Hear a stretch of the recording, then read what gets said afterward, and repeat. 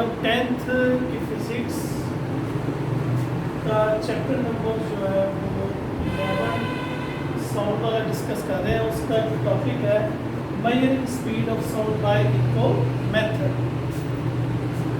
तो speed of sound मालूम करने के लिए एक आसान सा एक हम एक्सपेरिमेंट करते हैं। तो उसके लिए जो हमें अपरेटस दरकार है, और आपको पता है साउंड जो प्रोड्यूस होता है वाइब्रेटिंग बॉडी से होता है, तो उसका जो अपरेटस है, तो नंबर 1 आपको चाहिए measuring tape. Measuring tape. Number 2 पे आपको चाहिए stopwatch,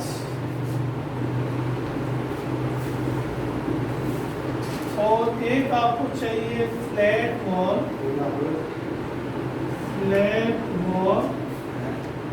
with good which can produce with flat wall good which can produce good echo। अच्छा जी, अब हमने चूंकि स्पीड ऑफ साउंड मालूम करना है, तो उसके लिए ये क्या करेंगे, हम एक फ्लैट दीवार ले लेंगे। ये मैंने आपको 3 चीज़ें बताई हैं।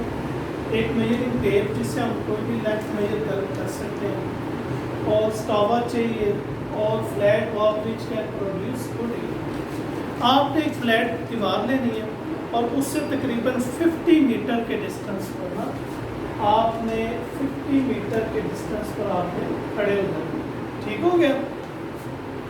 तो आपने क्लैप करना है। ठीक है, जब आप क्लैप करेंगे, और इस चीज़ का आप पहले ख्याल रख लें कि जो साउंड प्रोड्यूस हो रहा है, जो इको प्रोड्यूस हो रही है, या कि आवाज़ जाकर टकराए, और टाइम कितना होना चाहिए टकरा के वापस आने का, या टाइम है वो होना चाहिए आपका 0.1 सेकेंड। क्योंकि हमारा दिमाग जो है वो जो इको को सुनता है वो 0.1 सेकेंड के अंदर वो आवाज़ को सुन लेता है, इको को सुन लेता है।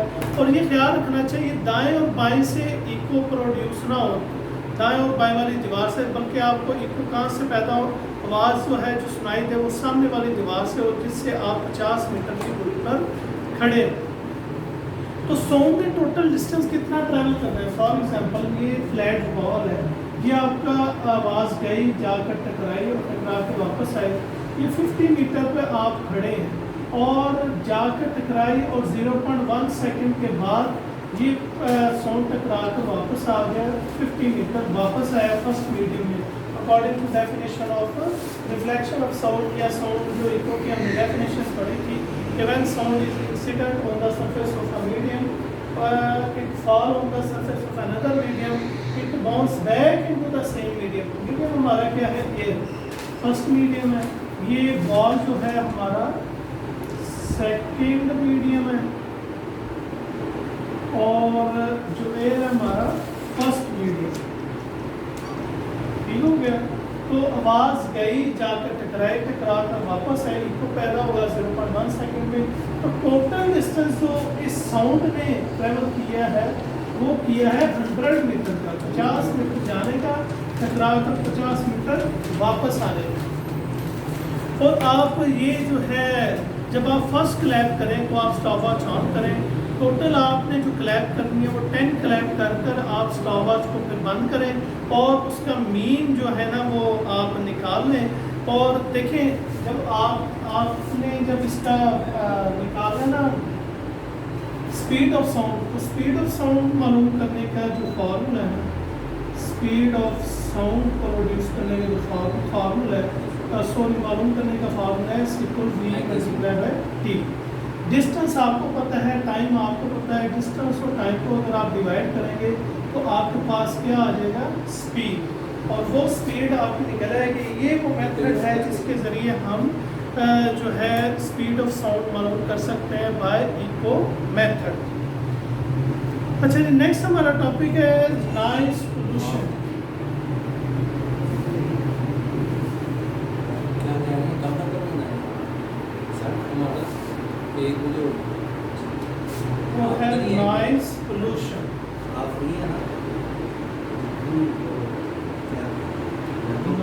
नॉइस पोल्यूशन, शोर की आलूदगी। देखिए जी, हम घर में अपने टेलीविज़न पर प्रोग्राम इंजॉय करते हैं, म्यूज़िकल प्रोग्राम देखते हैं, मुख्तलिफ इंस्ट्रूमेंट जैसे फ्लूट, हारमोनियम, ठीक है, ड्रम, वायलिन वगैरह से हम साउंड जो है ना वो सुनते हैं, और इन साउंड से बड़ा एक प्लेजेंट जो है ना इफ़ेक्ट हम महसूस करते हैं, हमारे कानों को ये आवाज़ें अच्छी लगती हैं। और ऐसी आवाज़ें जो हमारे कानों को अच्छी लगे, म्यूज़िकल साउंड कहलाती है। म्यूजिकल साउंड कौन सी हैं? ऐसे साउंड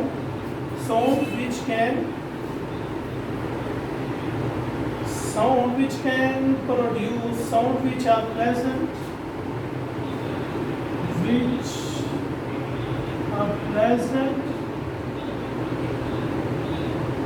to our ear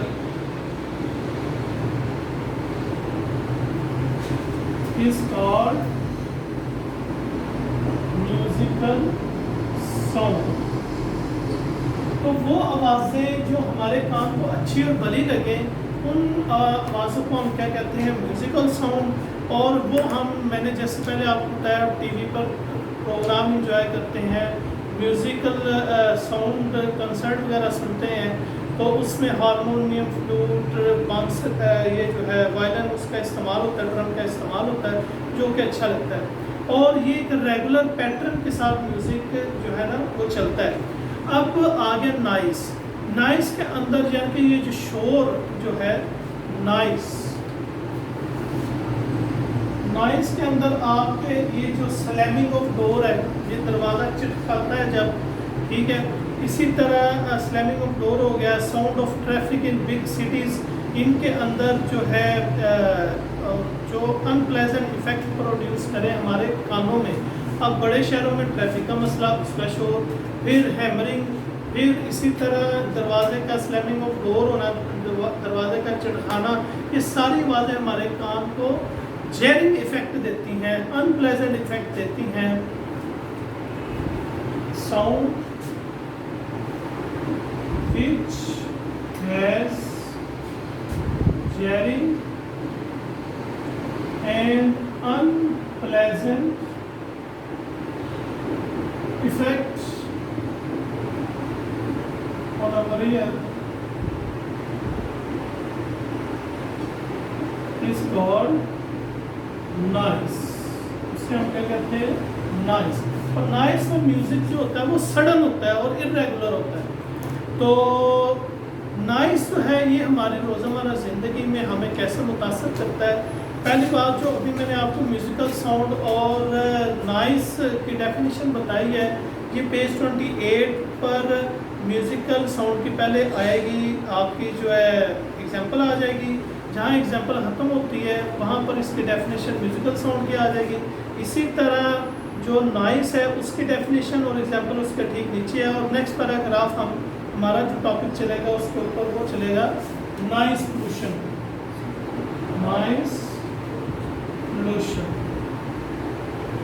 तो इधर आप जरा क्वेश्चन, इसमें शॉर्ट क्वेश्चन बनने हैं, तो क्वेश्चन नंबर 1 देख लें। What are the major sources of noise pollution? ये एक शॉर्ट क्वेश्चन मैंने बनाए हैं, तो इसे आप देखते रहें। मेजर सोर्सेज नॉइस पोल्यूशन के क्या हैं? सबसे जो मेजर सोर्सेज हैं वो हैं, देखिए नॉइस पोल्यूशन हमारे रोज़मर्रा ज़िंदगी में बड़े शहरों में सबसे ज़्यादा मसला है ट्रांसपोर्टेशन का।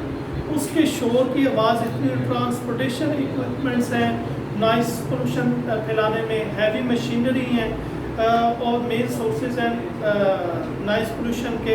उनके अंदर आप नॉइस मशीनरी है, इंडस्ट्रियल एरिया के अंदर आ जाता है, लाउड है, व्हीकल है, हॉर्न्स है, हूटर का इस्तेमाल किया जाता है, अलार्म्स का इस्तेमाल किया जाता है। तो ये एक मेजर सोर्सेज हैं नॉइस पोल्यूशन के इन बिग सिटीज़, और जिससे इसके असरात भी हैं। अब ये जो मैंने क्वेश्चन बोला है, what are the major sources of noise pollution, तो ये पेज 29 पर सेकंड पैराग्राफ की 3rd लाइन से स्टार्ट होता है। ट्रांसपोर्टेशन इक्विपमेंट से लेकर हॉर्न्स, हुकन एंड अलार्म्स तक इसका आंसर आ जाता है। नेक्स्ट क्वेश्चन है, next question number 2, what are the negative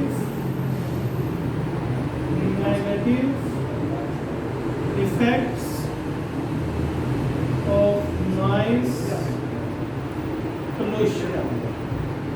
noise pollution के नेगेटिव इफेक्ट्स क्या हैं? सबसे बड़ा जो नेगेटिव इफेक्ट्स है इसका जो है वो हेयरिंग लॉस है।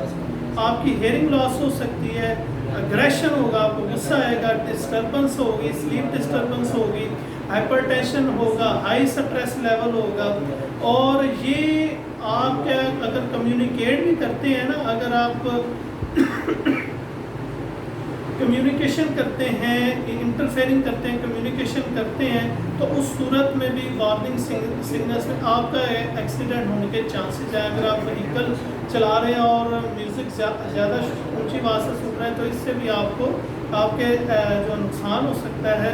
स्लीप डिस्टर्बेंस, इसकी स्लीप जो प्रॉपर सोता नहीं है, नींद पूरी नहीं लेता, और ये जो है वो हाइपरटेंशन का शिकार हो जाता है, हाई स्ट्रेस लेवल है वो इस नॉइज पोल्यूशन के वजह से।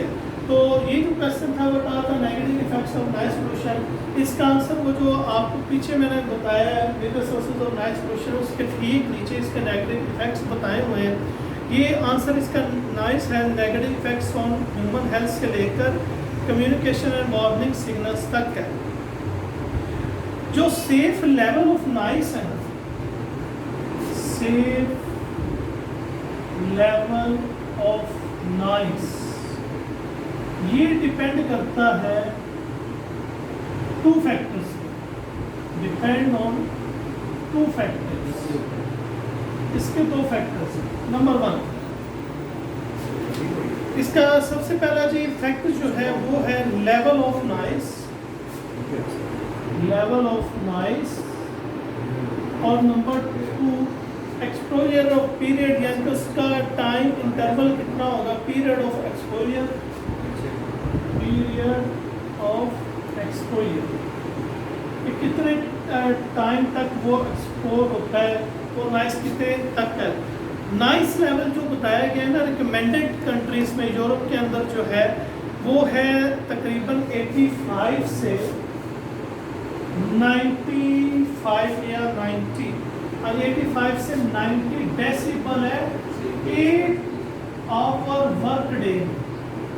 8 घंटे की जो आप वर्किंग करते हैं किसी भी शोबे के अंदर, तो उसमें या किसी इंडस्ट्रियल के अंदर, कारखाने के अंदर अगर आप काम करते हैं तो उसमें नॉइस जो मशीनरी है उसकी जो नॉइस का लेवल उन्होंने रिकमेंड किया हुआ है वो 85 से 90 डेसिबल 8 आवर वर्क डे के हिसाब से। लेकिन हमारे इधर कोई ख्याल नहीं रखा जाता, कारखाने मशीनें वो इस्तेमाल कर रहे हैं जिसकी आवाज़ इतनी ज़्यादा है, आपके जो देहात मुतासर होते हैं इन नॉइस से। इसी तरह हमारे इधर तो शहरों के अंदर कारखाने और फैक्ट्रियाँ लगी हुई हैं जो नॉइस पोल्यूशन बहुत ज़्यादा फैला रही हैं, और ये जो है इसकी वजह से sleep disturbance, hypertension, high stress level की बीमारियों में हम मुब्तला हुए हैं।